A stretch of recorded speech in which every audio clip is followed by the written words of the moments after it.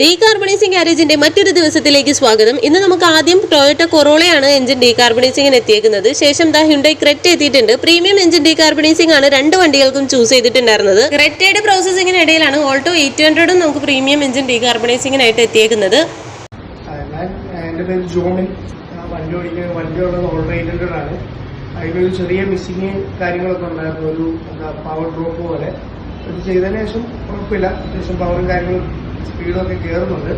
Alto 800 100% സാറ്റിസ്ഫാക്ഷനോടുകൂടി നമ്മുടെ ഗാരേജിനോട് by പറയാണ്. നമുക്ക് അപ്പോഴേക്കും ഹ്യുണ്ടായി വെർണ എത്തിയിട്ടുണ്ട്. പ്രീമിയം എഞ്ചിൻ ഡീകാർബണൈസിംഗിന് ശേഷം ഹ്യുണ്ടായി വെർണയുടെ എഞ്ചിൻ ഓയിൽ ചേഞ്ചിന് വേണ്ടിയിട്ട് റാമ്പിലേക്ക് വണ്ടി കയറ്റിയിട്ടുണ്ട്. പ്രീമിയം എഞ്ചിൻ ഡീകാർബണൈസിംഗിന്റെ കൂടെ എഞ്ചിൻ ഓയിൽ ചേഞ്ചും കൂടി ചെയ്യുന്നതിന് ഒരു കുട്ടി ഓഫർ നമ്മുടെ ഗാരേജിൽ അവൈലബിൾ ആണ്. അതറിയാൻ നമ്മുടെ നമ്പറിൽ ഒന്ന് കോൺടാക്ട് ചെയ്താൽ മതി. ഹ്യുണ്ടായി വെർണയ്ക്ക് ശേഷം വോക്സ്വാഗൻ പോളോയാണ് ഡീകാർബണൈസിംഗിനായി എത്തിയിരിക്കുന്നത്. ഇതും പ്രീമിയം എഞ്ചിൻ ഡീകാർബണൈസിംഗ് ആണ്. ഡീകാർബണൈസിംഗിനായിട്ട് നമ്മുടെ നമ്പറിൽ കോൺടാക്ട് ചെയ്യാൻ മറക്കണ്ട. ഇപ്പൊ തന്നെ വിളിച്ചോളൂ. ബൈ.